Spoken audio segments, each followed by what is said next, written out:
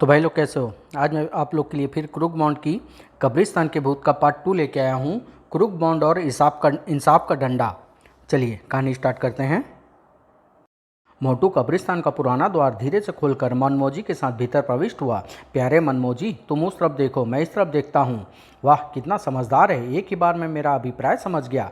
लेकिन मैं भी इससे कोई कम समझदार नहीं। आखिर है तो हम दोनों बॉन्ड भैया के चेले। उसके बाद मोटू कब्रिस्तान में भूतों की तलाश में एक एक कब्र का चक्कर लगाने लगा, लेकिन वह इस बात से बिल्कुल बेखबर था कि एक भूत की दृष्टि उस पर पड़ चुकी थी।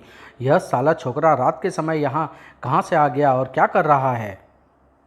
खैर, अभी लेता हूँ इसकी खबर।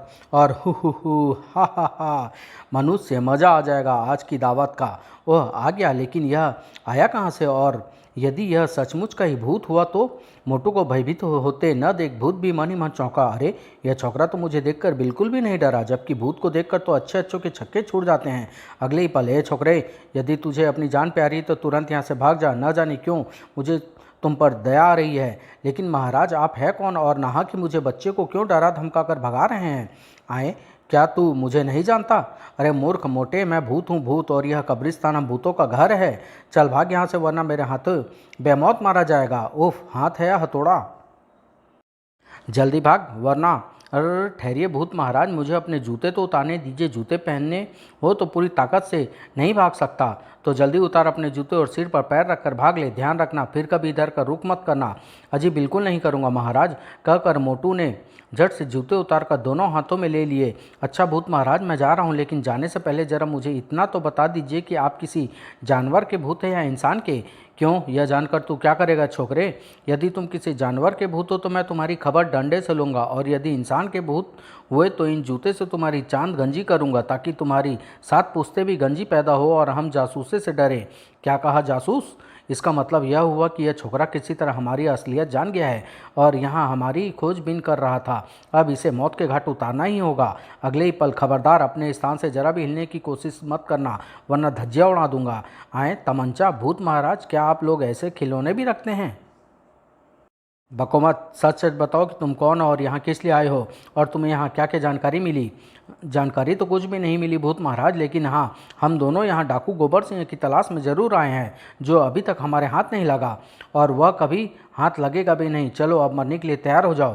कहते कहते भूत कुछ ध्यान में आते ही चौंका। तुम अभी अभी कह रहे थे कि हम दोनों यहाँ आए थे, तुम्हारा दूसरा साथी कौन है, वह कहाँ है? यह मैं मरते दम तक नहीं बता सकता। इधर वह भूत मोटू के प्राणों को अटका कर रखा था, उधर क्रूगमंड जैसे ही चार दीवारी फांद कर कुछ आगे बढ़ा, उसका सामना भी एक भूत से हुआ। आहा, शिकार खुद ही मेरे पास आ रहा है, इसी से पूछताछ करूंगा। यार जरा माचिस देना, जोरों से बड़ी बीड़ी की तलब लग रही है। अबे मरना है क्या? सरदार को यदि भनक पड़ गई तो वह मार मार कर तुम्हें ही बीड़ी का बंडल बना देगा। सरदार यहाँ कहाँ है जो उसे मालूम पड़ेगा? तुम माचिस निकालो। ना बाबा ना, मैं सरदार के हुक्म की अवहेलना नहीं कर सकता। भलाई इसी में है कि तुम भी बीड़ी की तलब छोड़ो और गश्त लगाओ। कुछ क्रूक बॉन्ड भूत की बात मानने पर मजबूर हो गया। तो चलो भाई, मैं तुम्हारे साथ ही गश्त लगाता हूँ, कम से कम बातों में मन तो बहल जाएगा। ठीक है, चलो दोनों एक तरफ बढ़ चले। किसी तरह इसको अपने काबू में करना होगा, तभी इससे कुछ जानकारी हासिल की जा सकती है। खैर, मौका देखकर इसके होश गायब करूँगा, अभी तो चुपचाप इसके साथ चलना ही बेहतर होगा। शीघ्र ही उसकी दृष्टि मोटू और उसे कवर किए दूसरे भूत पर पड़ी। अरे, यह छोकरा कहाँ से भीतर आ गया? ओह, यह मोटू को गोली मारने जा रहा है। मुझे जल्दी ही कुछ करना होगा, वरना वह मारा जाएगा। आओ उसकी खबर लेते हैं, चलो। मैं कहता हूँ अब भी वक्त है, सब कुछ सच सच बता दो। तुम्हारा साथी कौन है और वह कहाँ है? मैं यहाँ हूँ प्यारे, और यह लो मेरे प्यार का तोहफा। आह, वह लोहे की गेंद क्रूक बॉन्ड के हाथों से निकली थी और स्प्रिंग के वार के साथ ही जुड़े होने के कारण रिवॉल्वर वाले भूत की कनपट्टी से टकराकर वापस उसके हाथ में आ गई थी, जबकि गेंद की एक चोट से रिवॉल्वर वाला कंकाल बेहोश होकर धरती पर लुढ़क गया था। यह तुमने क्या किया मूर्ख? अपने ही साथी को बेहोश कर दिया। मजबूरी थी दोस्त, अपने साथी मोटू को बचाने के लिए ऐसा करना जरूरी था। क्रूक बॉन्ड की आवाज़ पहचान कर मोटू का चेहरा प्रसन्नता से खिल उठा। आहा, क्रूक बॉन्ड भैया, ओह, यह तो मेरे साथी के वेश में कोई दुश्मन है। अगले पल, खबरदार, तुम अपनी जगह से बिल्कुल में नहीं हिलोगे, वरना गोली तुम्हारे भीतर होगी और दम बाहर। तभी बिल्कुल अप्रत्याशित रूप से क्रूक बॉन्ड के हाथों में थमी गेंद उसके हाथ से निकली, और लेकिन उससे पहले तुम राम का नाम लो। उफ, वो मारा।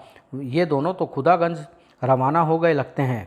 नहीं, मैंने इतनी ज़ोर से चोट नहीं की है ये मर जाएं, केवल बेहोश हुए हैं। होश में आने पर हमें इनसे अपने मतलब की बात पूछेंगे। बॉन्ड भैया, यह तुमने कैसा अस्त्र ईजाद किया है? इसके बारे में तो तुमने मुझे कभी बताया ही नहीं। मोटू भाई, नहीं बताया तो इतने परेशान क्यों हो रहे हो? अब बताए देता हूँ, सुनो। यह शुद्ध स्टील की बनी मेरी मास्टर गेंद है।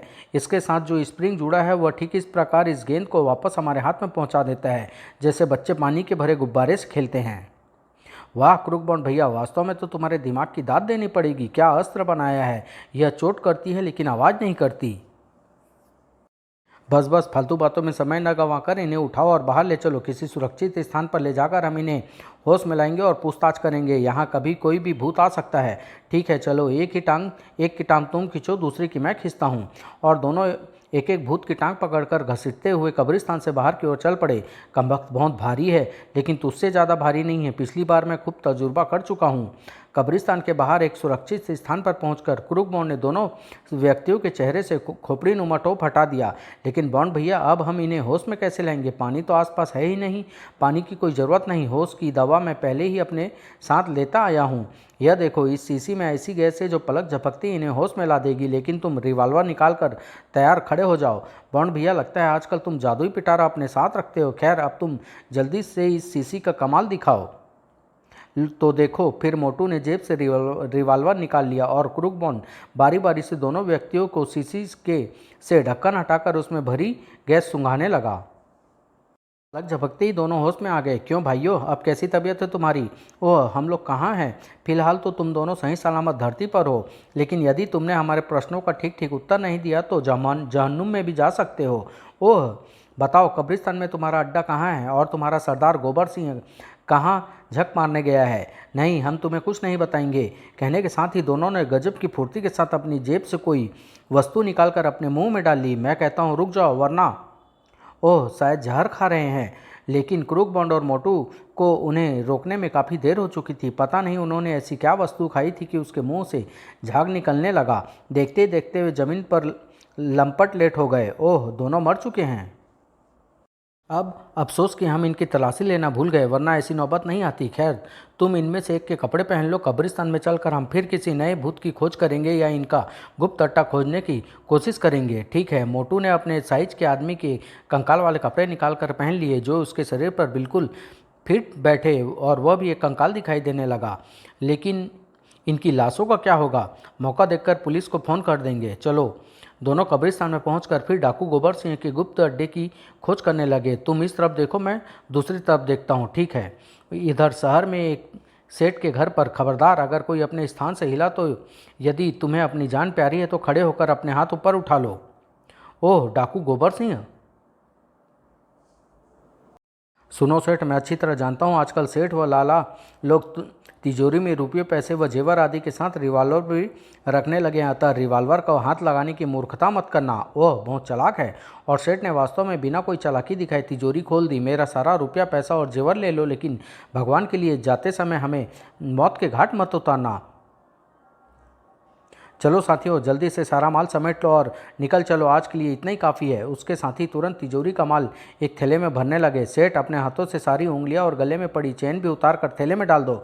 जल्दी करो, वरना। नहीं नहीं, गोली मत चलाना, मैं अभी उतार देता हूँ। सेठ ने झटपट उंगलियों और चेन उतार कर थैले में डाल दी। जल्दी करो सुअरों, बस बस, निपट गया काम। पूरी तिजोरी साफ करने के पश्चात वे सब सेठ के साथ उसी कमरे में पहुंचे जहां सेठ के सब बीवी बच्चे एकत्रित थे। सुनो सेठ, हम तुम सबको जिंदा छोड़ जा रहे हैं, लेकिन खबरदार, पुलिस को खबर करने की मूर्खता मत करना, वरना पुलिस के हम तक पहुंचने से पहले ही तुम सब दूसरी दुनिया में पहुंच चुके होगे। नहीं नहीं, हम पुलिस को खबर नहीं करेंगे। चलो साथियों। बाहर निकलकर गोबर सिंह और उसके साथी एक बंद वैगन में सवार हुए और वैगन पुराने कब्रिस्तान की ओर दौड़ पड़ी। उधर गोबर सिंह और उसके साथियों के वहां से जाते ही सेठ तेजी से फोन पर निकटवर्ती पुलिस स्टेशन के नंबर डायल करने लगा। सेठ का बंगला किशनगंज इलाके में आता था और उस इलाके के पुलिस स्टेशन के इंचार्ज थानेदार पटाका सिंह था। क्रूकबॉन्ड का पिता हवलदार धमाका सिंह भी उसी स्टेशन पर नियुक्त था और पटाका सिंह का माताहार था। वारी किस्मत, कल तक जो मेरा कुलीग था आज वही मेरा अफसर बना बैठा है। और अफसोस कि यह सब मेरे ही कपूत अनोखे लाल जासूस की दुम क्रूकबॉन्ड के कारण हुआ है। भगवान जाने मुझे कब तरक्की मिलेगी और कब मैं इस पटाखा सिंह के बच्चों को नीचा दिखा सकूंगा। अचानक टेलीफोन की घंटी बजी। बज गई घंटी, अब जरूर परेड करनी पड़ेगी। भगवान करे फ़ोन किसी केस के सिलसिले में ना हो। ट्रेन ट्रेन ट्रेन, इतनी रात गए, किस पर मुसीबत आई। Hello inspector Pataka Singh speaking from Kishanganj police station. Inspector साहब, जल्दी से डाकू गोबर सिंह को पकड़िए, वह मेरा सब कुछ लूट कर ले गया है। क्या कहा? डाकू गोबर सिंह? आप कहाँ से बोल रहे हैं और डाकू गोबर सिंह किस तरफ गया है? अरे बाप रे, गोबर सिंह? लगता है अब हमें इसके चक्कर में हलाल होना पड़ेगा। मैं मैं सैन रोड बंगला नंबर E32 से सेठ धनीराम बोल रहा हूँ, लेकिन मैं यह बताने में असमर्थ हूँ कि हमें लूट कर किधर फरार हुआ है। परंतु हाँ, मुझे इस बात का पूरा विश्वास है कि वह अभी शहर से बाहर नहीं निकल पाया होगा। ठीक है, मैं शहर की तमाम पुलिस चौकियों को खबर किए देता हूँ। आप निश्चिंत रहिए, इस बार हमारी पकड़ से वह बच नहीं पाएगा। संबंध विच्छेद करने के बाद पटाखा सिंह ने जल्दी जल्दी कई पुलिस स्टेशनों के नंबर मिलाए और उन्हें गोबर सिंह के बारे में आगाह करने के बाद रिसीवर क्रेडिट पर रखता हुआ धमाका सिंह से बोला, हवलदार, जल्दी से सिपाही को तैयार होने का हुक्म दो। डाकू गोबर सिंह ने आज फिर एक सेठ को लूट लिया। हमें इसी समय उसकी खोज में रवाना होना है। Yes sir. और हवलदार धमाका सिंह तुरंत कमरे से बाहर निकल गया। जब से थानेदार बना है, कमबख्त ने मेरी मिट्टी खराब करके रख दी है। वह मुझे हवलदार कहता है और मुझे उसे सर कहना पड़ता है। कुछ ही देर बाद किशनगंज पुलिस स्टेशन से सिपाहियों से भरी 2 जीपें निकल कर तीव्र गति से एक तरफ दौड़ पड़ी। हे प्रभु, रक्षा करना। गोबर सिंह जैसे खतरनाक खूनी डाकू से आमना सामना न हो तो अच्छा है, लेकिन खुशकिस्मती से कहो या बदकिस्मती से कुछ ही देर की भागदौड़ के पश्चात उन्हें उसी रंग की स्टेशन वैगन दिखाई दे गई जैसे रंग की स्टेशन वैगन के बारे में सेठ धनीराम ने पटाखा सिंह को बताया था। ड्राइवर, जीप को उस स्टेशन वैगन के आगे ले चलो, मैं उसे चेक करना चाहता हूँ, कहीं उसी में डाकू गोबर सिंह और उसके साथी ना हो। Right sir. अगले ही पल जीप ड्राइवर ने स्पीड बढ़ाई और हॉर्न बजाता हुआ जीप को स्टेशन वैगन से आगे ले जाने की कोशिश करने लगा। गजब हो गया सरदार, 2 पुलिस जीपें हमारे पीछा कर रही है और उसमें से आगे निकलने की कोशिश में है। स्पीड तेज करो और उन्हें डॉज देने की कोशिश करो। बहुत अच्छा सरदार। अगले ही पल, जरूर कोई गड़बड़ है, तुम स्पीड बढ़ाओ और उन्हें हर कीमत पर रोकने की कोशिश करो। सर, उन्होंने वैगन की गति बढ़ा दी है, शायद भाग निकलने की कोशिश में है। Right sir. लेकिन जब काफ़ी कोशिश करने के बावजूद भी पुलिस जीप का ड्राइवर डाकू गोबर सिंह की स्टेशन वैगन से आगे निकल पाने में सफल नहीं हो सका तो पटाखा सिंह ने उसके टायरों पर फायरिंग करनी शुरू कर दी। धाएं धाएं। सरदार, यदि वे टायर पंचर करने में सफल हो गए तो हम सबकी सारी जिंदगी या तो जेल में कटेगी या फिर हमारी गर्दनें फांसी के फंदे में झूल रही होगी। ठहरो, मैं अभी उनकी अक्ल दुरुस्त किए देता हूँ। मेरा निशाना आज तक नहीं चुका। अगले ही पल, धाएं धाएं। गोबर सिंह का निशाना वास्तव में अचूक था। ओह, ब्रेक लगाओ। अरे बाप रे, फटाक। जीप चालक एक कुशल चालक था। किसी तरह उसने जीप पर काबू पा लिया, लेकिन तब तक डाकू गोबर सिंह की वैगन उसकी नज़रों से ओझल हो चुकी थी। ओह, बाल बाल बचे। वह तो ठीक है धमाका सिंह, लेकिन सवाल यह पैदा होता है कि अब उस वैगन का पीछा कैसे करें। मुझे तो पूरा विश्वास होने लगा है कि डाकू गोबर सिंह उसी वैन में था। सर, यदि उस वैगन में डाकू गोबर सिंह होगा तो वह जरूर पुराने कब्रिस्तान की तरफ गया होगा। मैं जल्दी से स्टेपनी बदल देता हूँ। ईश्वर ने चाहा तो उसके वहाँ पहुँचते हम भी वहाँ पहुँच जाएंगे। फिर दूसरी जीप भी पीछे आ रही है, चाहे तो आप उसमें बैठ कर चले जाएँ। गुड, तुम वास्तव में होशियार हो। चलो, लग जाओ अपने काम पर। यानी जान अब भी नहीं छूटी, अब कब्रिस्तान भी जाना पड़ेगा। यदि वहाँ भूत मिल गए तो हे भगवान, तू ही रक्षा करना। उधर शहर से बाहर पुराने कब्रिस्तान में कुरुक बॉन्ड और मोटू डाकू गोबर सिंह के गुप्त अड्डे को तलाश करने में बिल्कुल असफल रहे थे। बॉन्ड भैया, अब क्या करें, मेरी तो टांग दुखने लगी है। पता नहीं उन डाकुओं का गुप्त अड्डा कहाँ है, ज़मीन पर ही है या आकाश में। मूर्ख, आकाश में सिवाय भगवान के और किसी का अड्डा नहीं है। डाकू गोबर सिंह का यहीं ज़मीन पर है। यह दूसरी बात है कि वह हमें मिल नहीं रहा। तभी अरे, यह आवाज़ कैसी? किसी गाड़ी के इंजन की आवाज़ मालूम पड़ती है। शायद वह इसी ओर आ रही है। आओ देखते हैं। दोनों कब्रिस्तान की फाटक पर पहुंचे। बॉन्ड भैया, वह गाड़ी तो इसी तरफ आ रही है, लेकिन कौन लोग हो सकते हैं इस गाड़ी में? अबे मोटू, जरा अक्ल से काम ले। डाकुओं के अलावा भला और कौन हो सकते हैं इस गाड़ी में? तब तो हमें तुरंत छिप जाना चाहिए। अबे घोंचू, इस समय हम उन्हीं के साथियों के वेश में और शायद यहाँ के पहरेदार हैं। हमें उनके आने का इंतजार करना होगा। हाँ, मनमोजी को अपने पास से ज़रूर हटाना पड़ेगा। चले मनमोजी, जा तू जल्दी से कहीं छिप जा। आज्ञाकारी मनमोजी तुरंत एक कब्र के पीछे छिप गया। आओ, हम दोनों भी भीतर गश्त लगाते हैं ताकि उन्हें हम पर संदेह न होने पाए। ठीक है, चलो। परंतु स्टेशन वैगन कब्रिस्तान के फाटक पर रुकी नहीं, बल्कि आगे बढ़ती चली गई। अरे, वैगन तो आगे चली गई। यदि उसमें डाकू थे तो यहाँ क्यों नहीं रुकी? कोई बात अवश्य है। ठहरो, मैं मनमोजी को उसके पीछा लगाता हूँ। अरे मनमोजी, जल्दी इधर आ। मनमोजी ने जैसे क्रूक बॉन्ड की बात समझी, वह तुरंत उसके निकट पहुंच गया। चेले मनमोजी, अब तेरी परीक्षा की घड़ी है, चल दिखा अपना कमाल और ला डाकुओं को पता निकाल। मनमोजी तुरंत स्टेशन वैगन के पीछे दौड़ पड़ा। स्टेशन वैगन कब्रिस्तान से काफ़ी आगे जाकर एक समतल पर रुकी, जिसके आगे जंगल का सिलसिला था। बांके, तुम लिफ्ट का बटन ऑन करो जल्दी। बहुत अच्छा सरदार। बांके सामने खड़े पेड़ के तने में बने छिद्र में हाथ डालकर कुछ टटोलने लगा। फिर बांके ने न जाने क्या हरकत की थी कि वह समतल स्थान जहाँ की डाकू गोबर सिंह और उसके साथी खड़े थे, किसी लिफ्ट के समान नीचे की तरफ धंसने लगा। जल्दी आओ बांके। वह लिफ्ट नुमा समतल जमीन काफ़ी गहराई में एक बड़े से हॉल में रुकी और डाकू गोबर सिंह और उसके साथी वैगन समेत लिफ्ट से हॉल के फर्श पर पहुंच गए। उनके नीचे उतरते ही लिफ्ट अपने आप ऊपर की ओर चल पड़ी। वह विचित्र लिफ्ट अपने स्थान पर आ लगी। मनमोजी कब्रिस्तान की ओर दौड़ पड़ा। शीघ्र ही, क्या खबर लाए हो चेले? हाँ प्यारे, जरा जल्दी बताओ, 50,000 का इनाम हमारी बाट जोह रहा है। भौं भौं भौं। ओह, मनमोजी तो हमें अपने साथ चलने का इशारा कर रहा है। शायद यह हमें कुछ दिखाना चाहता है। चलो चल कर देखते हैं। फिर मनमोजी के पीछे चलते चलते क्रूकबॉन्ड और मोटू उस स्थान पर जा पहुँचे जहाँ पेड़ के समीप जमीन के भीतर ले जाने वाली विचित्र लिफ्ट थी। ओह, उस छिद्र में कुछ है। मनमोजी उसकी तरफ इशारा कर रहा है। ठहरो, मैं देखता हूँ। अरे, यहाँ तो कोई बटन लगा है। तब उस बटन में ज़रूर कोई करामत छिपी होगी। बॉन्ड भैया, जरा उसे दबाना तो। हो सकता है वो बटन किसी द्वार की चाबी हो। और क्रूकबॉन्ड ने जैसे ही वो बटन को दबाया, अरे आए, यह तो कोई लिफ्ट मालूम पड़ती है बॉन्ड भैया। बिल्कुल, अब मेरी समझ में आया कि डाकू गोबर सिंह और उसके साथी कब्रिस्तान से आगे जाकर अचानक क्यों और कैसे गायब हो जाते हैं। जरूर कब्रिस्तान से लेकर यहाँ तक का उनका जमींदोज अड्डा है और वे इसी लिफ्ट के सहारे अपने अड्डे तक पहुँचते हैं। फिर अब तुम्हारा क्या विचार है बॉन्ड भैया? लिफ्ट को वापस आने दो, फिर हम भी नीचे चलेंगे, और यदि नीचे पहुँचते ही धर दबोचे गए तो? अब जब ओखली में सर दे दिया तो मूसलों से क्या डर। लेकिन चिंता ना करो, इस भूत वाली पोशाक में वे जल्दी ही हम पर संदेह नहीं करेंगे। प्यारे मनमोजी, हम दोनों डाकुओं की मान में भाड़ झोंकने जा रहे हैं। तुम यही हमारा इंतजार करना। यदि हम 1 घंटे तक उनके जमींदोज अड्डे से बाहर ना आए तो तुम तुरंत बापू को खबर कर देना। मनमोजी ने क्रूकबॉन्ड की बात सुनकर इस तरह सिर हिलाया कि मानो उसकी बात अच्छी तरह से समझ गया हो। अगले ही पल क्रूकबॉन्ड को हमें लगे बटन को दबाकर मोटू की ओर दौड़ पड़ा। फिर उसे एक ही छलांग में लिफ्ट के ऊपर पहुंचने में देर नहीं लगी। अब लिफ्ट उन्हें लेकर तेजी से जमीन के भीतर समाती चली जा रही थी। जल्दी से नीचे उतरो मोटू, शायद यही स्थान इस लिफ्ट की अंतिम मंजिल है। मोटू ने भी लिफ्ट से नीचे उतरने की कोई सुस्ती नहीं दिखाई। उनके ज़मीन पर पहुंचते ही लिफ्ट अपने आप ऊपर उठने लगी। आश्चर्य है, न कोई बटन दबाना पड़ा, न कोई खटका, अपने आप वापस हो गई। शायद इसका सिस्टम कुछ ऐसा ही होगा कि ऊपर बोझ न होने के कारण यह अपने आप ऊपर उठ जाए। तब तो भैया इन लोगों ने अपना यह अड्डा भी काफ़ी वैज्ञानिक तरीके से तैयार किया होगा। इस लिफ्ट को देखते हुए तो इसमें कोई संदेह नहीं रह जाता। खैर, फिलहाल बेकार की बातें छोड़ो और सावधानी से आगे बढ़ो।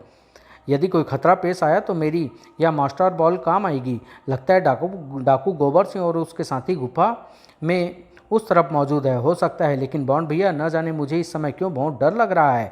अबे मोटू, बस तुझ में यही एक कमी है। या तो तुझे डर ज़्यादा लगता है या फिर भूख। चुपचाप आगे बढ़ता चल, वरना मुझे गुस्सा आ गया तो अपनी इस मास्टर गेंद से तेरी खोपड़ी फोड़कर सारा डर बाहर निकाल दूंगा। ठीक है, चलता हूँ। लेकिन दूसरी ओर पहुंचते ही, ए रुको, कहाँ जा रहे हो? सरदार के पास एक जरूरी काम है। लेकिन तुम्हारी ड्यूटी तो कब्रिस्तान पर थी, फिर तुम दोनों ड्यूटी छोड़कर यहाँ क्यों चले आए? क्या तुम्हें सरदार का हुक्म याद नहीं? इस लापरवाही पर सरदार तुम्हें गोली भी मार सकते हैं। कहा ना, हमें सरदार से ज़रूरी काम है। बेकार का समय बर्बाद मत करो। कहने के साथ ही क्रूकबॉन्ड मोटू के साथ आगे बढ़ गया। भिखू, मुझे तो दाल में कुछ काला नजर आ रहा है। ये दोनों नकाब पहने ही सरदार से मिलने जा रहे हैं, जबकि यहाँ का नियम है कि कोई भी नकाब में नहीं रहेगा। अरे, मैंने तो इस बात पर ध्यान ही नहीं दिया। ठहरो, अभी उन्हें चेक करते हैं। ठहरो, नंबर 1 और 2, क्यों, अब क्या परेशानी है? हे भगवान, कहीं इन्हें हम पर शक तो नहीं हो गया? क्या तुम दोनों यहाँ का नियम भूल गए हो कि यहाँ पर नकाब पहनने पर सख्त मनाही है? चलो जल्दी से अपने नकाबें उतारो, वरना मारे गए। अब क्या होगा? नकाब उतरते ही फंसना है, नहीं उतारते तो भी फंसना है। सोच क्या रहे हो? जल्दी से नकाब उतारो, वरना गोली मार दूंगा। पहरेदार की तेज आवाज़ सुनकर वहाँ मौजूद अन्य डाकू तुरंत उनके इर्द गिर्द इकट्ठे हो गए। क्या बात है भिखू, तुम इन पर गर्म क्यों हो रहे हो? ये दोनों नकाब पहने ही सरदार से मिलने जा रहे थे। मुझे संदेह है कि कहीं ये पुलिस के आदमी ना हो। वैसे भी कहने पर ये चेहरे से नकाब नहीं हटा रहे हैं। ठहरो, मैं अभी इनको बेनकाब करता हूँ और इसकी मदद मैं करता हूँ। तू जलाल, तू आई बला टाल, तू अगले ही पल आए हैं। अरे पुलिस के भेदिए, अब खैर नहीं। तुरंत सभी डाकू क्रूक बॉन्ड और मोटू पर पिल पड़े। मारो सालों को, हाय मर गया, हड्डी पसली तोड़ दो, बचाओ। तभी ठहरो ठहरो, रुक जाओ, क्या हो रहा है? यह दोनों कौन है? कौन है सरदार? ये पुलिस के भेदिए हैं, हमारे विशेष पहरेदारों की पोशाक में ये हमारी टोह लेने आए थे। क्या इन कुत्तों की इतनी हिम्मत? सच सच बताओ, तुम दोनों कौन है और यहाँ क्यों आए हो? कैसे आए हो और तुम्हारे साथ कौन कौन है? तथा ये पोशाकें तुम्हें कहाँ से मिली? हम कसम खाकर कहते हैं सरदार, हम पुलिस के भेदिए नहीं हैं, हम तो गलती से यहाँ फंसे हैं। तभी माँ, लो मेरा लाडला आ गया। आओ आओ मरदूत, तेरी खातिरदारी के लिए मैं बिल्कुल तैयार हूँ। आज मैं तेरी चर्बी उतार कर ही रहूँगा। ओह बापू, पूरी गर्मी में लगते हैं। खैर, ओह माय डियर डैडी, आप तो हर समय कसाई बने रहते हैं। चर्बी उतारने का काम छोड़िए और बड़े लोगों की तरह समझदारों से इस नगद नारायण को गिनिए। आए 100-100 के नोट गिन लीजिए बापू, पूरे 50,000 है जो डाकू गोबर सिंह पर घोषित किए गए थे। आहा, तो कितना अच्छा है बेटा, मेरे गले लग जा। और शायद यह क्षण क्रूक बॉन्ड के जीवन का सबसे सुखद क्षण था। देखो, अपने नामुराद का चश्मा चढ़ते ही डैडी जैसा खुर्राट पुलिसिया भी चेले मनमौजी राम की तरह प्यार से दुम हिलाने लगे। समाप्त। ये बुक बहुत पुरानी थी, कई प्रिंट भी ख़राब थे, तो इसके लिए कई पन्ने फट चुके थे, तो एंडिंग के कुछ भाग अपने से छूट चुका, जिसके लिए मैं माफ़ी चाहता हूँ। समाप्त।